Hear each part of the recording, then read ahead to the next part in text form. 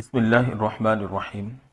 آپ کے سامنے ہم پوری دنیا کے اندر قدیم اور جدید مذاہب کا ایک خلاصہ اور مطالعہ پیش کرتے ہیں۔ چنانچہ آج ہم آپ کے سامنے ان اقوام کے عقائد و تصورات کا ذکر کریں گے جو اس زمانے میں بھی فطری حالات میں زندگی بسر کر رہی ہیں، جن کی تہذیب و تمدن کی سطح لاکھوں سال قبل کے انسان سے زیادہ مختلف نہیں ہے۔ یہ اقوام تاریخی اصطلاح میں ابتدائی یعنی پرائمیٹو کہلاتی ہیں۔ ان کو غیر مہذب کہنا درست نہیں ہوگا، کیونکہ تہذیب کا وجود ہر قوم میں پایا جاتا ہے، خواہ وہ قوم قدیم ہو یا جدید۔ البتہ یہ تہذیب کہیں ادنا درجے کی ہوتی ہے اور کہیں اعلیٰ درجے کی۔ دنیا میں شاید ہی کوئی قوم ایسی ہو جس کے متعلق ہم یقین کے ساتھ کہہ سکیں کہ وہ تہذیب سے ناآشنا ہے۔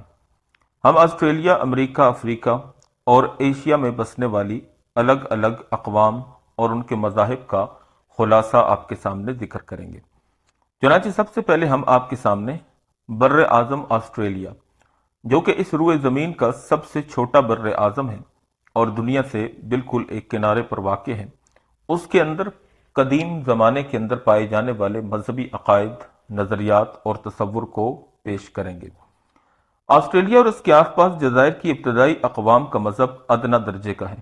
ان کا نظریہ تخلیق، عالم تصور فطرت اور ان کے دیگر عقائد قبل تاریخ انسان کے افکار اور تصورات سے بڑی حد تک مشابہت رکھتے ہیں۔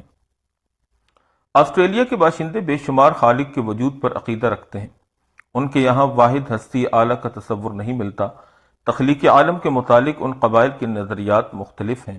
کچھ لوگ اس بات پر عقیدہ رکھتے ہیں کہ دنیا میں کچھ چیزیں ایسی تھیں جنہوں نے خود اپنے آپ کو پیدا کر لیا، پھر ان خود ساختہ چیزوں کے ذریعے دیگر اشیاء وجود میں آئیں۔ دوسرا نظریہ یہ ہے کہ بادلوں میں باپ رہتا ہے جس کے 3 بیٹے ہیں، اسی نے اس دنیا کو بنایا ہے۔ اس خالق کو تقریباً ہر قبیلہ الگ الگ نام سے پکارتا ہے۔ ایک نام بائی بھی ہے جس کے معنی بنانے والے کے ہیں۔ اس خالق کو بوڑھے شخص کی صورت میں ظاہر کیا جاتا ہے جو پہلے کسی زمانے میں زمین پر رہتا تھا، پھر وہ آسمان پر چلا گیا، وہاں سے بھی وہ کسی دوسری جگہ منتقل ہو گیا۔ وہ انسانوں کی نگرانی کرتا ہے۔ آسمان، زمین، جانور اور درخت اسی کے پیدا کیے ہوئے ہیں۔ اسی نے انسانوں کو مختلف صنعت اور حرفت کی تعلیم دی ہے۔ اور دوسرے لوگ ایک اژدہا کو دنیا و مافیا کا خالق قرار دیتے ہیں۔ یہ لوگ بے شمار غیر مرئی قوتوں کے وجود پر بھی یقین رکھتے ہیں۔ ان کا خیال ہے کہ دنیا میں بہت سی ارواح خبیثہ ہیں جو چکر لگاتی رہتی ہیں۔ دن کے وقت وہ نظر نہیں آتی، البتہ ان کو رات میں دیکھا جا سکتا ہے۔ تمام امراض اور مصائب کو انہی کو تمام مصائب اور آفات کا سرچشمہ قرار دیا جاتا ہے۔ جو قومیں ارواح خبیثہ یا مضرت رساں قوتوں پر عقیدہ رکھتی ہیں، ان میں جادو کو بڑی اہمیت حاصل ہوتی ہے، کیونکہ ان سے حفاظت اور خلاصی کا ذریعہ جادو اور ٹونے کے سوا ہو ہی نہیں سکتا۔ پھر اس قسم کا کوئی عقیدہ رکھنے والے اپنے تمام ناخوشگوار واقعات، رنج و آلام، اپنے مقاصد میں ناکامی اور نامرادی کو انہی ارواح کی طرف منسوب کرتے ہیں۔ اس لیے ان کے یہاں جادوگر کی اہمیت بہت زیادہ ہوتی ہے اور معاشرے میں اس کو اعلیٰ مقام حاصل ہوتا ہے۔ اس کو فوق الفطرت قوتوں کا مالک سمجھا جاتا ہے جو قوت بشری سے ماوراء افعال آسانی کے ساتھ سر انجام دے سکتا ہے۔ ان کے متعلق لوگوں کے عجیب و غریب عقیدے ہوتے ہیں۔ عام طور پر یہ سمجھا جاتا ہے کہ ان میں آباء و اجداد کی روحیں حلول کر جاتی ہیں، اس لیے وہ ہوا میں پرواز کرنے کی بھی قدرت رکھتے ہیں اور جب چاہیں لوگوں کی نظروں سے اوجھل ہو جائیں۔ حتیٰ کہ بارش، ہوا، گرج چمک بھی جادوگروں ہی کے زیر اقتدار ہیں۔ جادوگر ابتدائی طریقہ علاج سے بھی واقفیت رکھتے ہیں۔ آسٹریلوی قبائل جادو کے ذریعے دشمن کے قتل کیے جانے کے بھی معتقد ہیں۔ کوئی شخص اچانک فوت ہو جاتا ہے تو اس کی موت کا سبب حریف قبیلے کا جادو قرار دیا جاتا ہے۔ اس قاتل ساحر کی تلاش میں بڑی جدوجہد کی جاتی ہے۔ دور دراز سفر کرنے سے بھی دریغ نہیں کیا جاتا۔ قاتل کی تلاش کرنے کا انہوں نے نہایت دلچسپ طریقہ وضع کر رکھا ہے۔ متوفی کے قبر کے آس پاس کی زمین خوب اچھی طرح صاف اور نرم کر دی جاتی ہے، حتیٰ کہ اس پر حشرات الارض کے چلنے کے نشانات بھی معلوم ہو سکیں۔ جب اس زمین پر کسی جانور کے نشانات ملتے ہیں تو اس کے جانے کی جو سمت ہوتی ہے اس سے قاتل کے مسکن یعنی رہنے کی سمت کا اشارہ ملتا ہے۔ متوفی یعنی مرنے والے آدمی کا کوئی عزیز یا دوست اس طرف چل پڑتا ہے۔ وہ برابر چلتا رہتا ہے یہاں تک کہ اس راستے میں کوئی آبادی آ جاتی ہے जहां वो क़याम करके लोगों से दोस्ताना ताल्लुकात इस्तवार कर लेता है। इसके बाद वो आबादी के तमाम लोगों को खाने पर मदऊ करता है। जिसको भी खाने के दौरान खांसी आ जाती है वही कातिल समझ लिया जाता है। वो इस तरह से मालूम किए हुए शख्स को कत्ल करके फरार इख्तियार कर लेता है। ऑस्ट्रेलिया के वहशियों में मुर्दों से छुटकारा हासिल करने की रस्में नहायत सादा और मुख्तलिफ हैं। इनसे कुछ कबाइल तो अपने मुर्दों को दफन करते हैं और कुछ दरख्तों पर आवेजा कर देते हैं और चंद कबीले लाशों को जलाते हैं। अलबत्ता मुर्दों का सोग बड़े एहतमाम के साथ मनाया जाता है। ये लोग उनकी याद में सफ़ेद रंग का मातमी लिबास पहनते हैं। औरतें अपने सरों के बाल मुंडवा लेती हैं। उनकी शान में मरसिए और नोहे पड़े जाते हैं जो मरने वालों की हैसियत और रुतबे के मुताबिक होते हैं। ऑस्ट्रेलिया के लोग हयात बादल ममात पर अकीदा रखते हैं। चुनाचे क्वींसलैंड ये ऑस्ट्रेलिया का एक शहर है। इसके एक कबीले का अकीदा है कि मरने के बाद लोग सफ़ेद हो जाते हैं। बैटनी की तोजी करीन कयास है। इसका कहना है कि ये लोग मुर्दार खोर हैं। मुर्दे की खाल उतारने के बाद सफ़ेद गोश्त नमूदार हो जाता है, जिसके बायस उनको इस बात का यकीन हो जाता है कि मुर्दे रंग बदल कर सफ़ेद हो जाते हैं। हत्ता कि जब उन्होंने पहल सफ़ेद नस्ल के लोगों को देखा तो समझे कि वो उनके मुर्दे हैं। सर जॉर्ज ग्रे एक आदमी का नाम है के साथ भी इस किस्म का एक लतीफ़ा पेश आया। जब वो ऑस्ट्रेलिया पहुंचे तो एक बूढ़ी औरत जिसका बेटा मर चुका था ये कहकर हाँ हाँ ये वही है उनसे लिपट गई और ज़ारो क़तार रोने लगी। इन जिस्मानी बका के अलावा कुछ ऑस्ट्रेलवी बाशिंदे मुर्दों की रूह के गैर फानी होने पर भी अकीदा रखते हैं। उनका ख्याल है कि मुर्दों की रूहें या भूत या तो किसी दूसरे जिस्म में दाखिल हो जाती हैं या फिर इधर उधर घूमती फिरती रहती हैं। जब तक ये अरवाह गर्दिश में रहती हैं जिंदों के लिए तकालीफ व मसाइब का बायस ही रहती हैं। इसलिए ये लोग अरवाह की मिन्नतें करते हैं कि किसी जिस्म में दाखिल होकर उन्हें अमन सुकून की जिंदगी बसर करने का मौका दें। ऑस्ट्रेलिया में ऐसे भी कबीले मिलते हैं जो इस बात पर अकीदा रखते हैं कि मुर्दों की रूहें आसमान की इंतहाई बुलंदी पर जाकर रिहाइश पजीर हो जाती हैं, ताहम वो अपनी मर्जी से अपने साबिक मस्कन यानी रहने की जगह का भी दौरा करती रहती हैं। इस अकीदा से जाहिर होता है कि ऑस्ट्रेलिया के बाशिंदे बकाए रूह और तनासुख पर भी अकीदा रखते हैं, अगरचे ये अकायद नहायत मुबहम और इब्तदाई किस्म के हैं। ऑस्ट्रेलिया के आसपास के ममालिक और जजायर के बाशिंदों का मजहब नहायत इब्तदाई हालत में है। उनमें से बहुत से कबाइल हस्ती के आला तसव्वुर से कतअन नाआशना मालूम होते हैं।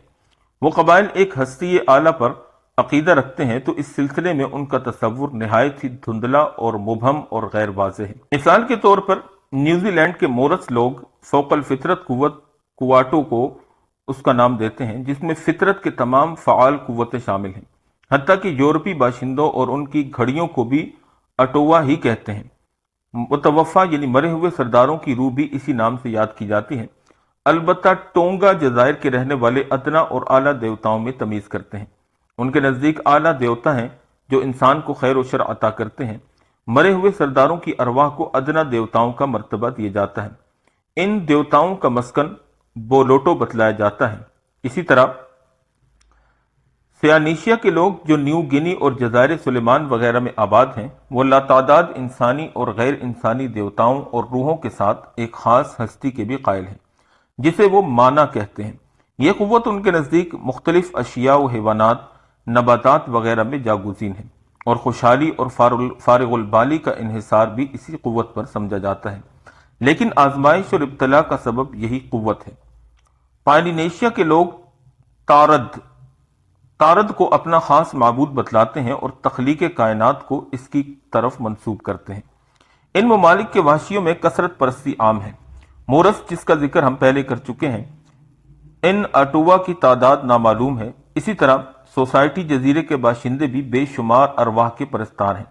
इनमें से कुछ रूहों का ताल्लुक अमन से बतलाया जाता है, कुछ का बैंक से। ऐसे भी देवता हैं जिनका ताल्लुक किसी खास मकाम या पेशा से होता है। तमाम खेलों, नाच, कुश्ती, तीरंदाजी वगैरह के अलग अलग देवता समझे जाते हैं।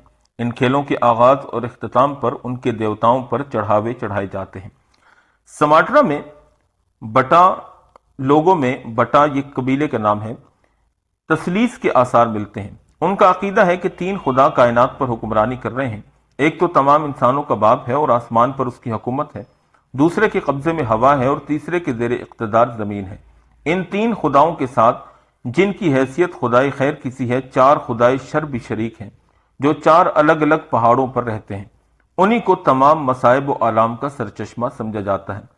میڈغاسکر کے باشی ہر اس چیز کو جو نئی ہوتی ہے یا ان کے نزدیک عجیب و غریب یا مفید ہوتی ہے اسے خدائی کا درجہ دے دیتے ہیں، حتیٰ کہ ریشم، چاول، دولت، گرج چمک اور زلزلے، آباء و اجداد، مرے ہوئے حکمران، سب کے سب خداؤں کی طویل فہرست میں سے صرف چند نمونے کے طور پر ہم آپ کے سامنے بیان کر رہے ہیں، ورنہ تو اس کی فہرست بہت لمبی ہے۔ راداما بادشاہ کے متعلق بیان کیا جاتا ہے کہ ایک بار ژالہ باری ہو رہی تھی اور راداما گولیاں چلا چلا کر خوش ہو رہا تھا۔ جب برطانوی ایجنٹ نے اس سے اس کی وجہ دریافت کی تو اس نے کہا کہ ہم ایک دوسرے سے ہم کلام ہیں، اوپر خدا گرج اور چمک کر باتیں کر رہا ہے اور میں بارود اور بندوق کی مدد سے اس کا جواب دے رہا ہوں۔ سرداروں، پڑوسیوں اور جادوگروں کے متعلق ان اقوام کا خیال ہے کہ ان میں مخصوص قوتیں ہوتی ہیں، بالخصوص سرداروں کو فوق الفطری قوتوں کا مالک سمجھا جاتا ہے، جن کی حکمرانی موسم پر بھی مسلم ہے اور اپنی مرضی کے مطابق موسم میں تبدیلی پیدا کر سکتے ہیں، لیکن یہ قوتیں تھوڑی سی بد احتیاطی کے باعث کالعدم ہو جاتی ہیں۔ مثال کے طور پر کوئی شخص ان کی طرف دیکھ لے یا ان کے کپڑے یا کھانوں کے برتنوں کو چھو لے یا اس قالین پر قدم رکھ دے جس پر سردار نے کبھی قدم رکھا ہو۔ یہ نقصان صرف سرداروں ہی تک محدود نہیں رہتا بلکہ ایسی حرکات کا مرتکب بھی جان سے ہاتھ دھو بیٹھتا ہے۔ نیوزی لینڈ میں ایک شخص نے اپنے سردار کا جھوٹا کھانا کھایا۔ جب اس کو اپنی غلطی کا علم ہوا تو اس پر اس قدر خوف طاری ہوا کہ وہ مر گیا۔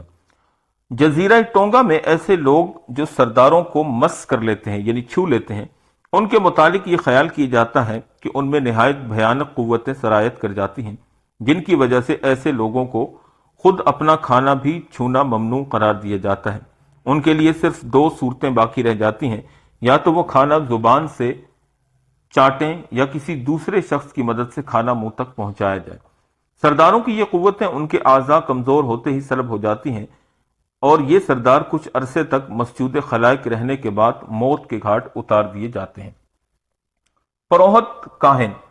پروہت اور کاہن سے مراد وہ مذہبی پنڈت اور ان کے علماء ہیں جو ان کے مذہبی ٹھیکیدار سمجھے جاتے ہیں۔ پروہت و کاہن کا بھی فوق الفطرت قوتوں کا مالک سمجھا جاتا ہے۔ ٹھیٹھی میں پروہت موروثی ہوتے ہیں اور بالعموم بادشاہ ہی پروہت اعلیٰ کے مرتبے پر فائز ہوتا ہے اور خدا کا مجسمہ سمجھا جاتا ہے۔ بیرونی جزائر کے باشندے پروہتوں کے آغاز کے متعلق عجیب و غریب نظریہ رکھتے ہیں۔ ان کا خیال ہے کہ خداؤں نے سب سے پہلے انسان سے چھوٹے چھوٹے پرندوں کے ذریعے کلام کرنے کی کوشش کی، لیکن یہ پرندے اس پیغام کو انسانوں تک نہ پہنچا سکے کیونکہ ان کی آوازیں مبہم تھیں۔ انجام کار پروہتوں کا ایک مخصوص گروہ تیار کیا گیا جن کو خداؤں نے اپنے عارضی مسکن قرار دیا۔ یہی وجہ ہے کہ یہ لوگ پروہتوں کو خدا کا صندوق کہتے ہیں۔ جب کسی شخص کو ان کاہنوں سے کچھ دریافت کرنا مقصود ہو تو وہ بہترین کھانا اور شراب کا ایک پیالہ لے کر ان کی خدمت میں حاضر ہوتا ہے۔ کھانا کھانے کے بعد شراب پی کر کاہن پر وجد طاری ہو جاتا ہے اور وہ عجیب و غریب زبان میں میزبان سائل کے سوالات کے جوابات دینا شروع کر دیتا ہے۔ یہ سمجھنا غلط ہے کہ یہ پروہت صرف پیشن گوئی ہی کرتے ہیں، بلکہ ان کے فرائض کا دائرہ کار خاصا وسیع ہے۔ خداؤں کے سامنے قربانی دینا، تجہیز و تکفین کی رسوم ادا کرنا، ارواح خبیثہ کے اثرات کو زائل کرنا، خدا کی دعوت کے دن مقرر کرنا اور سب سے بڑھ کر امن و جنگ کے بارے میں فیصلے صادر کرنا ان کے اہم فرائض میں شامل ہے۔ کلوڈینا جدید میں پروہتوں کا ایک فریضہ یہ بھی ہے کہ ضرورت کے وقت بارش برسوانے کی ذمہ داری ان کے سر پر ہے۔ اسی طرح ان ممالک میں مظاہر پرستی کا بھی بہت چرچا ہے۔ آگ کو اعلیٰ ہستی کا مظہر سمجھا جاتا ہے۔ بیرونی جزائر کے باشندے موئی کو آگ کا دیوتا بتلاتے ہیں جس نے پہلے آگ کو مسخر کیا، اس کے بعد آسمان کو اپنایا اور سورج کو قید کر لیا۔ پانی کو کسی خاص عزت و احترام کی نظر سے نہیں دیکھتے، البتہ چشمے اور فواروں کو مقدس جانتے ہیں۔ کچھ جزائر میں دریا اور سمندر کے دیوتا ہونے کا بھی تصور موجود ہے۔ شجر پرستی قدیم اور جدید اقوام میں ایک قدر مشترک کی حیثیت رکھتی ہے۔ سرسبز و شاداب درختوں کے علاوہ سوکھے اور پرانے بلکہ گرے ہوئے درختوں کی بھی پرستش کی جاتی ہے۔ کلینڈوینا اور جزائر سلیمان میں جہاں بت نہیں ہوتے وہاں برگد کے درخت کو مقدس سمجھا جاتا ہے۔ درختوں کے علاوہ حیوانات بھی مسجود خلائق ہیں۔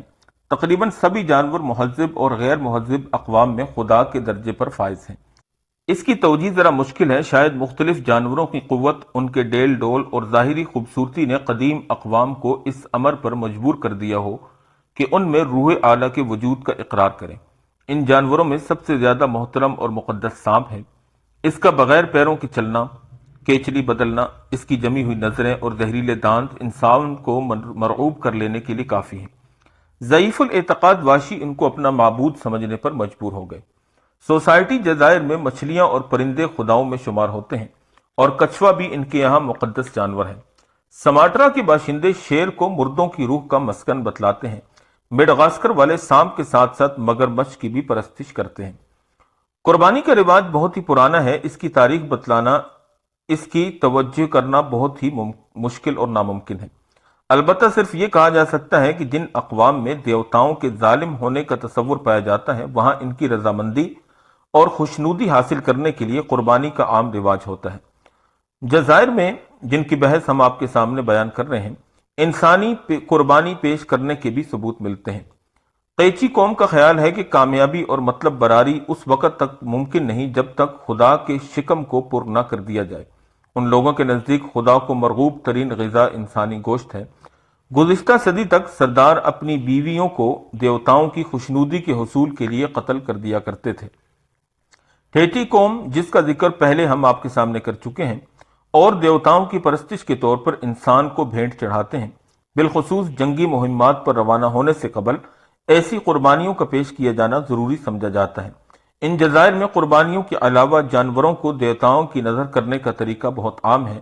سینڈوچ جزیرے کے باشندے سور، پرندے اور کچھوے کا گوشت چڑھاتے ہیں۔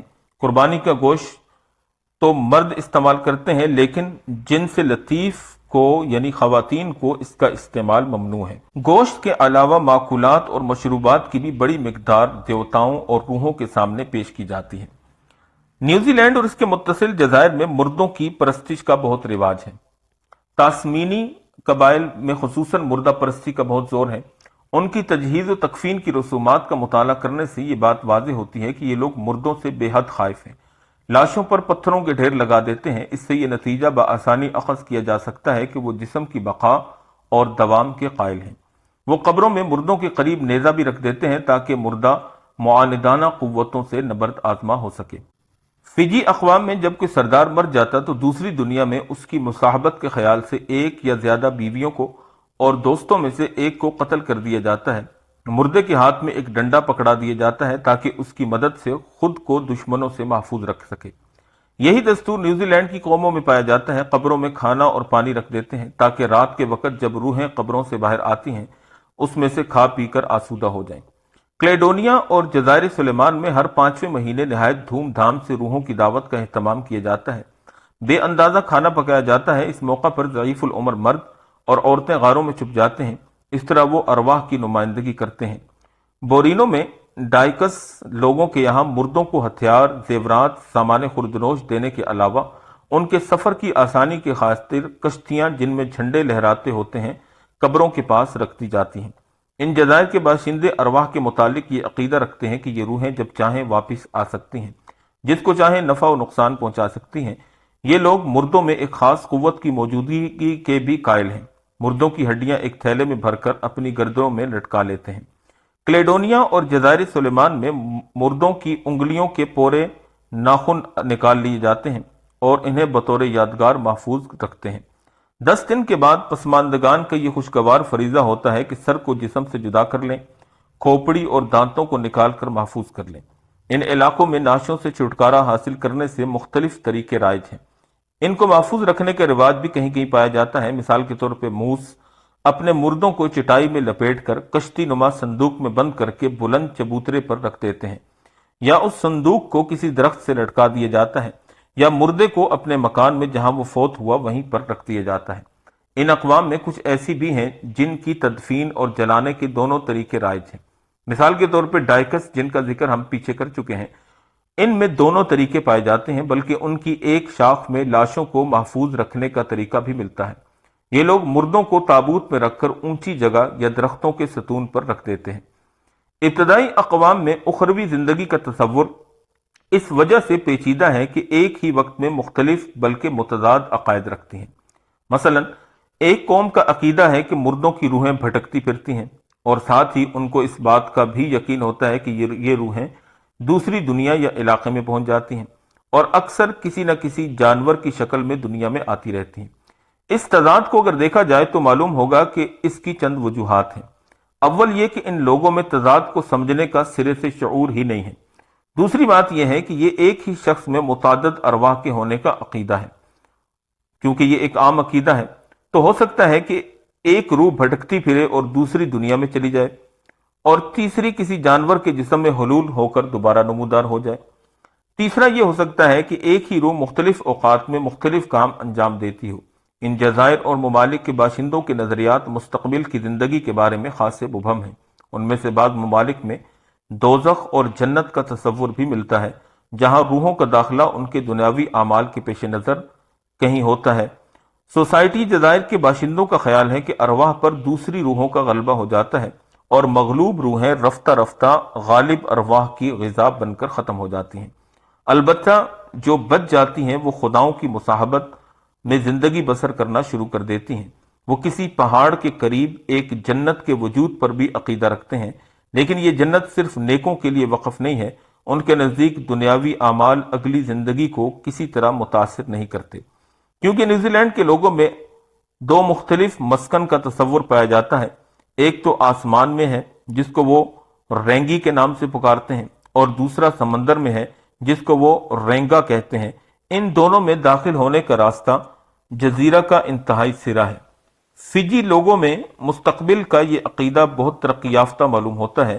ان کے نزدیک حیات بعد الممات نہ صرف انسانوں کے لیے ہے، بلکہ اس میں تمام ذی روح، غیر ذی روح، جانور، پودے، درخت، مکانات اور کشتیاں اور اوزار وغیرہ سبھی شامل ہیں۔